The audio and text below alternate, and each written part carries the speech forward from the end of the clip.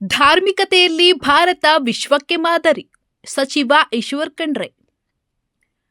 ವಿಶ್ವಕ್ಕೆ ಧಾರ್ಮಿಕತೆಯಲ್ಲಿ ಭಾರತವೇ ಮಾದರಿಯಾಗಿದ್ದು, ನಮ್ಮ ನಾಡಿನ ವೀರಶೈವ ಲಿಂಗಾಯತ ಪರಂಪರೆ ಅತ್ಯಂತ ಶ್ರೀಮಂತವಾಗಿದೆ ಎಂದು ಅರಣ್ಯ ಸಚಿವ ಹಾಗೂ ಅಖಿಲ ಭಾರತ ವೀರಶೈವ ಲಿಂಗಾಯತ ಮಹಾಸಭಾದ ಅಧ್ಯಕ್ಷ ಈಶ್ವರ್ ಖಂಡ್ರೆ ತಿಳಿಸಿದರು. ನಗರದ ಶ್ರೀ ಜಯದೇವ ವೀರಶೈವ ಭವನದಲ್ಲಿ ಶ್ರೀ ಬಸವೇಶ್ವರ ಯುವಕ ಸಮಿತಿ ಹಮ್ಮಿಕೊಂಡಿದ್ದ ಪಂಚಾಚಾರ್ಯ ಯುಗಮಾನೋತ್ಸವ ಹಾಗೂ ಧರ್ಮ ಜಾಗೃತಿ ಸಮಾರಂಭದಲ್ಲಿ ಅವರು ಮಾತನಾಡಿದರು.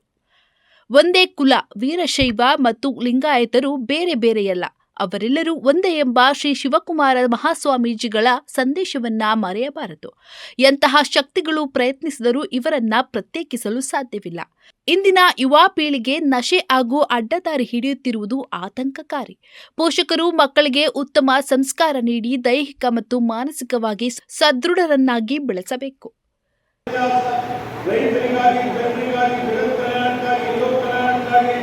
ಸಮಾಜದಲ್ಲಿ ಸೌಹಾರ್ದ ಇರಬೇಕು, ಸಹಬಾಳ್ವೆ ಇರಬೇಕು, ಸಮಾಜದಲ್ಲಿ ಸಾಮರಸ್ಯ ಇರಬೇಕು ಅಂತ ಹೇಳಿ ಇವತ್ತು ಸಮಾಜವನ್ನು ಎತ್ತುವಂತ ಕೆಲಸ, ಸಮಾಜವನ್ನು ಬೆಳೆಯುವಂತ ಒಂದು ಕೆಲಸ ಯಾರಾದ್ರೂ ಮಾಡಿದ ಇತಿಹಾಸ ಇದೆ ಅಂತ ಹೇಳಿದ್ರೆ ಅದು ರೇಣುಕಾಚಾರ್ಯರ ಇತಿಹಾಸ ಇದೆ ಅನ್ನುವಂಥ ಮಾತನ್ನು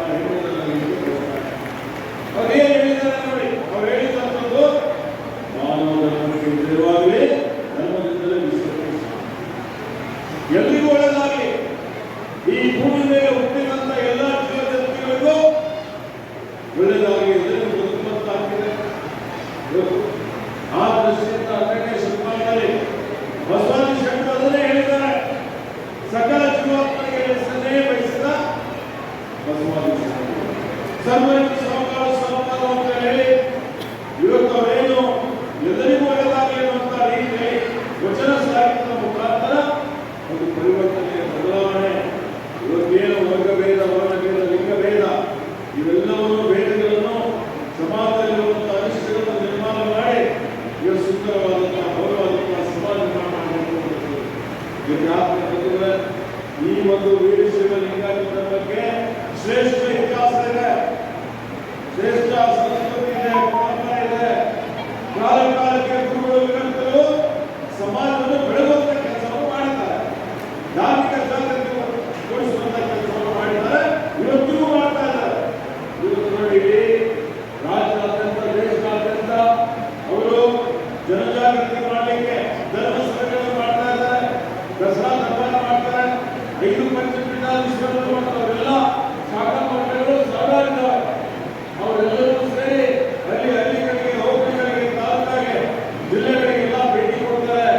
ಇವತ್ತು ಭೇಟಿ ಕೊಟ್ಟು ಆ ಒಂದು ಭಕ್ತರಲ್ಲಿ ನಿರೀಕ್ಷೆ ಮಾಡ್ತಾರೆ, ಶ್ರೀ ಪೂಜೆ ಮಾಡುವಂಥದ್ರ ಬಗ್ಗೆ ಇವತ್ತೆಲ್ಲರಲ್ಲಿ ಶ್ರದ್ಧೆ, ಭಕ್ತಿ, ನಂಬಿಕೆ. ಇವತ್ತೇನು ನಾವೆಲ್ಲರೂ ಈ ಭೂಮಿ ಮೇಲೆ ಹುಟ್ಟಿದ್ದೇವೆ ಅಂತ ಹೇಳಿದ್ರೆ ಸಮಾಜಕ್ಕಾಗಿ ಒಳ್ಳೆಯದು ಮಾಡಬೇಕು. ಆ ಒಂದು ಇವತ್ತು ಆಲೋಚನೆಗಳು, ವಿಚಾರಗಳು ಜನರಲ್ಲಿ ಮೂಡಿಸುವಂತ ರೀತಿಯಲ್ಲಿ ಇವತ್ತು ಅವರು ಕೆಲಸ ಮಾಡತಕ್ಕಂಥದ್ದು, ಆಶೀರ್ವಾದ ಮಾಡತಕ್ಕಂಥದ್ದು ಬಹಳ ಒಂದು ಸುಧಾರವಾದಂಥದ್ದು, ಪ್ರಶಂಸನೀಯ ಕಾರ್ಯ ಇದೆ ಅನ್ನುವಂಥ ಮಾತನ್ನು ಎಲ್ಲರಿಗೆ ಹೇಳಲಿಕ್ಕೆ ಬಯಸ್ತೇನೆ. ಇವತ್ತು ನೋಡಿ ನಮ್ಮ ಸಮುದಾಯದ ಏನು ಮಠಮಾನ್ಯಗಳು ಇವತ್ತು ಹಿಂದೆ ಈ ದೇಶದ ಸಾಂಸ್ಕೃತಿಕ ಇತಿಹಾಸದಲ್ಲಿ ಮಠಮಾನ್ಯರು ಹುಟ್ಟಿದ್ದು ಅವರ ತಮ್ಮ ಸಿದ್ಧಾಂತಗಳು, ಅವರ ಆದರ್ಶಗಳು ಜನರಿಗೆ ತಲುಪಿಸಬೇಕು, ಅವರಿಗೆ ಅದರ ಬಗ್ಗೆ ಮಾಹಿತಿ ಕೊಡಬೇಕು ಅಂತ ಹೇಳಿ ಈ ಮಠಮಾನ್ಯರು ಹುಟ್ಟಿದಂಥದ್ದು. ಆದರೆ ಕಾಲಕ್ರಮೇಣ ಅನೇಕ ಮಠಗಳು ಒಂದು ಸಾಮಾಜಿಕ ಹೊಣೆಗಾರಿಕೆಯನ್ನು ವಹಿಸಿಕೊಂಡು ನಾವು ಸಮಾಜ ಉದ್ಧಾರ ಮಾಡಬೇಕು ಅಂತ ಹೇಳಿ ಈ ಮಠಗಳ ಮುಖಾಂತರನೇ ಧಾರ್ಮಿಕ ಸಂಸ್ಕಾರದ ಜೊತೆಯಲ್ಲಿ ಅವರಿಗೆ ಇವತ್ತು ಆರ್ಥಿಕವಾಗಿ, ಸಾಮಾಜಿಕವಾಗಿ, ಶೈಕ್ಷಣಿಕವಾಗಿ ಮೇಲೆತ್ತುವಂತಹ ಕೆಲಸ ಅದರಲ್ಲಿ ಕಾರ್ಯಕ್ರಮದಲ್ಲಿ ಪಾಲ್ಗೊಂಡಿದ್ದ ಶಾಸಕ ಎನ್ ಶ್ರೀನಿವಾಸ್, ಮಠಗಳ ಅಭಿವೃದ್ಧಿಯಿಂದ ಸಮಾಜದಲ್ಲಿ ಸಂಸ್ಕಾರ ಬೆಳೆಯುತ್ತದೆ ಮತ್ತು ಬಡವರಿಗೆ ಆಸರೆಯಾಗುತ್ತದೆ ಎಂದು ತಿಳಿಸಿದರು.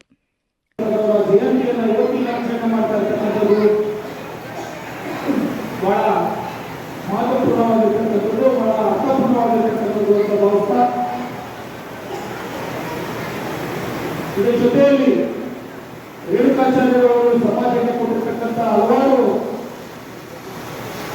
ಧರ್ಮ ರಕ್ಷಣೆಯ ಧರ್ಮದ ಬಗ್ಗೆ ನೀಡಿರ್ತಕ್ಕಂಥ ಕೊಡುಗೆಗಳ ಜೊತೆಗೆ ಅವರು ಸಮಾಜ ಸುಧಾರಣೆಗೆ ಅವರು ನೀಡಿರ್ತಕ್ಕಂಥ ಕೊಡುಗೆ ಬಹಳ ಅಪಾರ. ಸಮಾಜದ ಸುಧಾರಣೆಯಲ್ಲಿ ರೇಣುಕಾಚಾರ್ಯರವರು ಸಮಾಜದ ತತ್ವವನ್ನ ಈ ಸಮಾಜಕ್ಕೆ ಬೋಧನೆ ಮಾಡಿದರು. ಸಮಾಜದ ತತ್ವದಲ್ಲಿ ಲಿಂಗ ಸಮಾನತೆಯನ್ನು ಸಹ ಬೋಧನೆ ಮಾಡಿದರು. ಪುರುಷ ಮತ್ತು ಸ್ತ್ರೀಯರ ಮಧ್ಯೆ ಯಾವುದೇ ರೀತಿಯ ಭೇದ ಭಾವ ಇರಬಾರದು, ಒಬ್ಬರು ಸಮಾನರು ಅಂತ ಹೇಳಿದರು. ವರ್ಣ ವ್ಯವಸ್ಥೆಯನ್ನ, ಜಾತಿ ಆಧಾರಿತ ವ್ಯವಸ್ಥೆಯನ್ನ ಧಿಕ್ಕರಿಸಿ ಎಲ್ಲ ವರ್ಗಗಳು, ಎಲ್ಲ ಧರ್ಮಗಳ ನೀತಿ ಸಾರ ಒಂದೇ ಅನ್ನತಕ್ಕಂಥ ತತ್ವವನ್ನ ಸಮಾಜಕ್ಕೆ ಸಾಧಕವರು.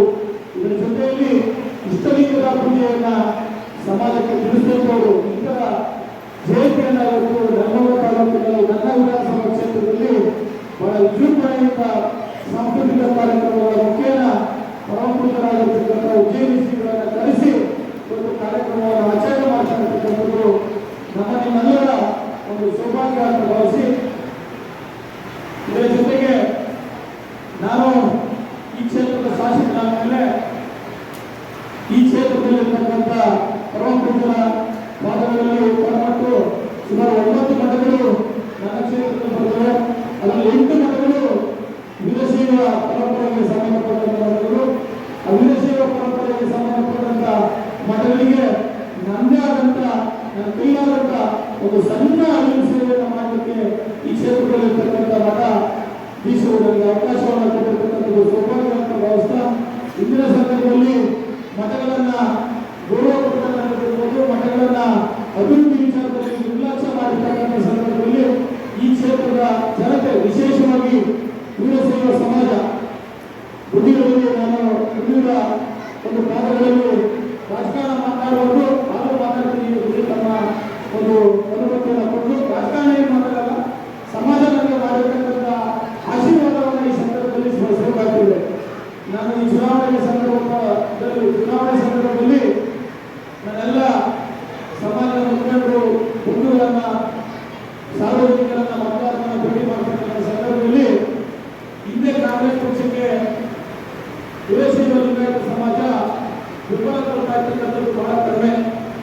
ಬಹುಶಃ 5% ಕಾಂಗ್ರೆಸ್ ಪಕ್ಷಕ್ಕೆ ಮತ ನೀಡಿದೆ ಹೆಚ್ಚು ಅಂತ ನನ್ನ ಭಾವನೆ. ಆದರೆ ನನ್ನ ಚುನಾವಣೆಯಲ್ಲಿ ವೀರಶೈವ ಲಿಂಗಾಯತ ಸಮಾಜ ಸುಮಾರು 50% ಹೆಚ್ಚು ನನಗೆ ಆಶೀರ್ವಾದ ಮಾಡಿರ್ತಕ್ಕಂಥದ್ದನ್ನ ನಾನು ಯಾವತ್ತೂ ನನ್ನ ಜೀವನದಲ್ಲಿ ಮಾಡಬೇಕು ಸಾಧ್ಯ ಇಲ್ಲ. ನಿಮ್ಮ ಋಣ ನನ್ನಲ್ಲಿದೆ. ನಾನು ನನ್ನ ಕನಸಿದವರೆಗೂ ಸಮಾಜದ ಋಣವನ್ನು ತೀರಿಸಲಿಕ್ಕೆ ಯಾವತ್ತೂ ಬದ್ಧನಾಗಿರ್ತೇನೆ. ಇವತ್ತು ಬೆಳಗಾವಿ ಮಟ್ಟದ ಕಾರ್ಯಕ್ರಮದಲ್ಲಿ ನಮ್ಮ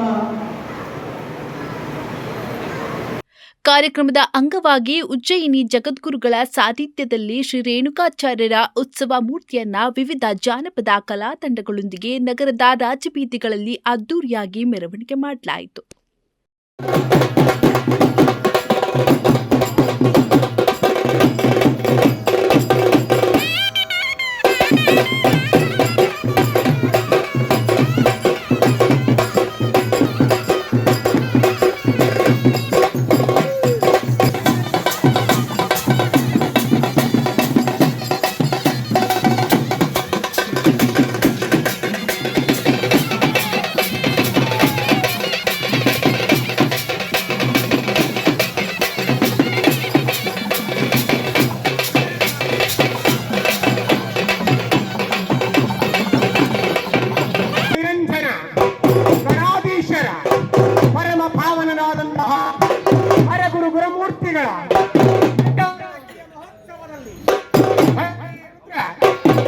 ಪಲ್ಲಕ್ಕಿಯ ಮಹೋತ್ಸವದಲ್ಲಿ ಮಲರೇ ಋತ ಇಂದಿನ ವೈಭವ ಪೂರಿತ ನೆಲಮಂಗಲದ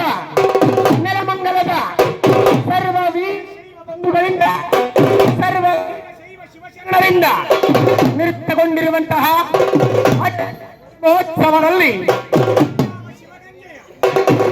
ಶಿವಗಂಗೆಯ ಮೇಲಣಗಳು ಗುರುವರ್ಯರ ಪಾದಸ್ಪರ್ಶದಿಂದ ಸಕಲವೂ ಪುನಶ್ಚೇತನಗೊಂಡು ಶೈವ ಧರ್ಮದ ಉದ್ಧಾರಕ್ಕಾಗಿ ತಮ್ಮಯ ಜೀವನವನ್ನು ಪರಿತ್ಯಾಗಗೊಳಿಸಿರುವಂತಹ ಧರ್ಮಗುರುಗಳ ಪಾದಗಳಿಗೆ ವಂದಿಸಿದ ಬಲರೇ ಗುರುಗಳ ಮುಖೇನವಾಗಿ ಸಂದರ್ಭದಲ್ಲಿ ನೊಣವಿನಕೆರೆ ಕಾಡಸಿದ್ದೇಶ್ವರ ಮಠದ ಡಾಕ್ಟರ್ ಕರಿಋಷಭ ದೇಶಿಕೇಂದ್ರ ಶಿವಯೋಗೀಶ್ವರ ಸ್ವಾಮೀಜಿ ಆಶೀರ್ವಚನ ನೀಡಿದರು. ರೀತಿಯಾದಂಥ ಗೌರವ ಕೊಡ್ತೀರಿ ನೀವು, ಹೌದಾ? ಕೆಲವರು ಭಾಳ ಅನುಕೂಲ ಇದ್ದವರು, ಮನೆಯಲ್ಲಿ ಮಡಿ ಹುಡುಗಿ ಇದ್ದವರು, ಜಂಗಮರ ಪ್ರೇಮಿಗಳಿರ್ತಕ್ಕಂಥ ಭಕ್ತರು ಗುರುಗಳನ್ನು ಕರೆಸಿ ಭಿನ್ನ ಮಾಡಿ ಸ್ನಾನ ಪೂಜಾದಿಗಳನ್ನು ನೆರವೇರಿಸಿ ಮನೆಯಲ್ಲಿ ಪ್ರಸಾದ ತಯಾರು ಮಾಡಿಸಿ ವಸ್ತ್ರ ದಕ್ಷಿಣಾದಿಗಳನ್ನ ಕೊಟ್ಟು ಗೌರವ ಸಮರ್ಪಣೆ ಮಾಡ್ತೀರಿ, ಹೌದಾ? ಇದು ಒಂದು ರೀತಿಯ ಗುರುವಿನ ಗೌರವ ವಂದನೆ. ಇದ್ದಂಥವ್ರು ಈ ರೀತಿ ಮಾಡ್ತಾರೆ, ಭಿನ್ನ ಕರೆಸ್ತಾರೆ. ಇನ್ನು ಕೆಲವರು ಮಡಿ ಉಡಿ ಮಾಡ್ಲಿಕ್ಕೆ ಆಗೋದಿಲ್ಲ, ಭಿನ್ನ ಮಾಡ್ಲಿಕ್ಕೆ ಆಗೋದಿಲ್ಲ, ಪೂಜೆ ಪ್ರಸಾದ ಮಾಡಿಸ್ಲಿಕ್ಕೆ ಆಗೋದಿಲ್ಲ ಅಂಥೇಳಿ ಪಾದ ಪೂಜೆಗೆ ಕರೆದು ಪಾದ ಪೂಜೆ ನೆರವೇರಿಸಿ ದಕ್ಷಿಣೆ ಕೊಟ್ಟು ನಿಮ್ಮ ಗೌರವ ಸಮರ್ಪಣೆ ಮಾಡ್ತೀರಿ. ಇದು ಗುರುವಿನ ಮತ್ತೊಂದು ಗೌರವ ಸಮರ್ಪಣೆಯ ವಿಧಾನ. ಒಂದನೇದು ಭಿನ್ನ ಮಾಡಿಸೋದು, ಎರಡನೇದು ಪಾದ ಪೂಜೆ ಮಾಡಿಸೋದು. ಇನ್ನು ಕೆಲವರು ಭಿನ್ನ ಮಾಡಿಸ್ಲಿಕ್ಕೂ ಆಗೋದಿಲ್ಲ, ಪಾದ ಪೂಜೆಗೂ ಕರೆಯೋದಿಲ್ಲ, ಗುರುಗಳು ಎಲ್ಲದರ ಕಡೆ ಅಲ್ಲೇ ಮಠಕ್ಕೆ ಹೋಗಿ ನಮಸ್ಕಾರ ಮಾಡಿ ಬಂದು ಬಿಡೋಣ, ಎಷ್ಟು ಸಾಧ್ಯ ಐತೆ ಅಷ್ಟು ದಕ್ಷಿಣೆ ಕೊಟ್ಟು ಅಂತೇಳಿ ಹೋಗಿ ಬಂದವರು ಅದಿರಿ. ಇದು ಒಂದು ರೀತಿಯ ಗೌರವ ಸಮರ್ಪಣೆನೇ. ಇನ್ನು ಕೆಲವರು ಕೈಯಿದ್ದಾದ ಎಲ್ಲ ಕೊಟ್ಟು ನಮಸ್ಕಾರ ಮಾಡೋರು ಅದಾರ, ಇನ್ನು ಕೆಲವರು ಏನೂ ಕೊಡಲಾರ್ದ ನಮಸ್ಕಾರ ಮಾಡೋರು ಅದಾರ, ಇನ್ನು ಕೆಲವರು ದೂರನೇ ನಿಂತ್ಕೊಂಡು ಕೈ ಮುಗಿದು ನಮಸ್ಕಾರ ಮಾಡೋ ಭಕ್ತರು ಅದಾರ. ಅಲ್ಲಿ ಹೋಗ್ಲಿಕ್ಕೆ ಭಯ ಆಗ್ತದಪ್ಪ ಅಂದ್ಕೊಂಡು ಕೈ ಮುಗಿದು ಅಲ್ಲಿಂದನೇ ನಮಸ್ಕಾರ ಮಾಡೋ ಭಕ್ತರು ಅದಾರ. ಇವೆಲ್ಲವುಗಳು ಕೂಡ ಗುರುವನ್ನು ಗೌರವಿಸುವಂಥ ಅನೇಕ ವಿಧಾನಗಳು. ಆದರೆ ಇದೆಲ್ಲದರಲ್ಲೂ ಕೂಡ ಗುರುವಿನ ಒಂದೊಂದು ರೀತಿಯ ಆಶೀರ್ವಾದ ಪ್ರಾಪ್ತ ಆಗ್ತದೆ. ನಿಮಗೆ ಎಲ್ಲ ರೀತಿಯ ಆಶೀರ್ವಾದ ಪ್ರಾಪ್ತ ಆಗೋದಿಲ್ಲ. ಗುರುವಿನ ಅಡಿಯಿಂದ ಮುಡಿಯವರೆಗಿನ, ನೆನಪಿಟ್ಕೊಡ್ರಿ, ಗಮನ ಕೊಡ್ರಿ, ಅಡಿಯಿಂದ ಮುಡಿಯವರೆಗೆ ಅಂದರೆ ಶಿರದಿಂದ ಪಾದದವರೆಗಿನ ಆಶೀರ್ವಾದ ಸಂಪೂರ್ಣವಾಗಿ ಸಿಗಬೇಕಪ್ಪ ಅಂದರೆ ಏನು ಮಾಡಬೇಕು? ಅಡ್ಡಪಲ್ಲಕ್ಕಿ ಉತ್ಸವನೇ ಮಾಡಬೇಕು. ಮಹಾಸಭಾ ರಾಷ್ಟ್ರೀಯ ಉಪಾಧ್ಯಕ್ಷ ಬಿಎಸ್ ಸಚ್ಚಿದಾನಂದ ಮೂರ್ತಿ, ಮಹಿಳಾ ಘಟಕದ ರಾಜ್ಯಾಧ್ಯಕ್ಷೆ ಮುಕ್ತಾಂಬ, ರಾಜ್ಯ ನಿರ್ದೇಶಕ ವಿರೂಪಾಕ್ಷ, ಜಿಲ್ಲಾಧ್ಯಕ್ಷ ರೇವಣ್ಣ ಸಿದ್ದಯ್ಯ, ಎನ್ಪಿಎ ಅಧ್ಯಕ್ಷ ಎಂಕೆ ನಾಗರಾಜು, ನಗರಸಭೆ ಅಧ್ಯಕ್ಷ ಎನ್ ಗಣೇಶ್, ಸದಸ್ಯರಾದ ಸಿ ಪ್ರದೀಪ್, ಪೂರ್ಣಿಮಾ, ಸುಧಾ ಕೃಷ್ಣಪ್ಪ, ಹಿರಿಯ ಪತ್ರಕರ್ತ ರಾಜಣ್ಣ, ಪಂಚಾಚಾರ್ಯರ ಯುಗಮಾನೋತ್ಸವ ಸಮಿತಿ ಅಧ್ಯಕ್ಷ ಎನ್ಎಸ್ ನಟರಾಜು, ಕವಾಡಿ ಮಠದ ದತ್ತಿ ಸಮಿತಿ ಅಧ್ಯಕ್ಷ ಎನ್ಆರ್ ಜಗದೀಶ್, ಶ್ರೀ ರುದ್ರೇಶ್ವರ ಸೊಸೈಟಿ ಅಧ್ಯಕ್ಷ ಎನ್ಬಿ ದಯಾಶಂಕರ್, ಟೌನ್ ಸೊಸೈಟಿ ಅಧ್ಯಕ್ಷ ಚನ್ನಬಸವರಾಜು, ಬಸವೇಶ್ವರ ಯುವಕ ಸಮಿತಿ ಅಧ್ಯಕ್ಷ ಎನ್ಎಸ್ ಗಣೇಶ್, ಸದಸ್ಯರುಗಳಾದ NS Raju, Umashankar, NG Rudramurthy, Karthik, Chandrashekhar, KC Annappa, NJ Shivashankar, NJ Deepak, Rajamma Prakash, Manjunath, Manjula Suresh, N Rajashekhar, Kotresh R ಮತ್ತಿತರರಿದ್ದರು.